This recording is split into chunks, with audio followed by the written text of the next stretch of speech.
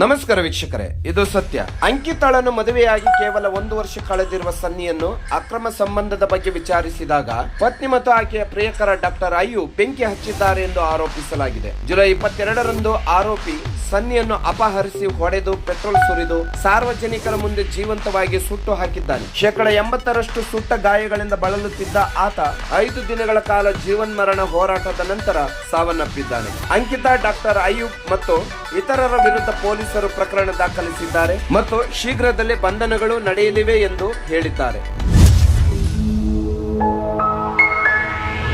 ನಮಸ್ಕಾರ ವೀಕ್ಷಕರೇ, ಇದು ಸತ್ಯ. ಅಂಕಿತಾಳನ್ನು ಮದುವೆಯಾಗಿ ಕೇವಲ 1 ವರ್ಷ ಕಳೆದಿರುವ ಸನ್ನಿಯನ್ನು ಅಕ್ರಮ ಸಂಬಂಧದ ಬಗ್ಗೆ ವಿಚಾರಿಸಿದಾಗ ಪತ್ನಿ ಮತ್ತು ಆಕೆಯ ಪ್ರಿಯಕರ ಡಾಕ್ಟರ್ ಅಯ್ಯು ಬೆಂಕಿ ಹಚ್ಚಿದ್ದಾರೆ ಎಂದು ಆರೋಪಿಸಲಾಗಿದೆ. ಜುಲೈ 22ರಂದು ಆರೋಪಿ ಸನ್ನಿಯನ್ನು ಅಪಹರಿಸಿ ಹೊಡೆದು ಪೆಟ್ರೋಲ್ ಸುರಿದು ಸಾರ್ವಜನಿಕರ ಮುಂದೆ ಜೀವಂತವಾಗಿ ಸುಟ್ಟು ಹಾಕಿದ್ದಾನೆ. 80% ಸುಟ್ಟ ಗಾಯಗಳಿಂದ ಬಳಲುತ್ತಿದ್ದ ಆತ 5 ದಿನಗಳ ಕಾಲ ಜೀವನ್ಮರಣ ಹೋರಾಟದ ನಂತರ ಸಾವನ್ನಪ್ಪಿದ್ದಾನೆ. ಅಂಕಿತಾ, ಡಾಕ್ಟರ್ ಅಯ್ಯೂಬ್ ಮತ್ತು ಇತರರ ವಿರುದ್ಧ ಪೊಲೀಸರು ಪ್ರಕರಣ ದಾಖಲಿಸಿದ್ದಾರೆ ಮತ್ತು ಶೀಘ್ರದಲ್ಲೇ ಬಂಧನಗಳು ನಡೆಯಲಿವೆ ಎಂದು ಹೇಳಿದ್ದಾರೆ.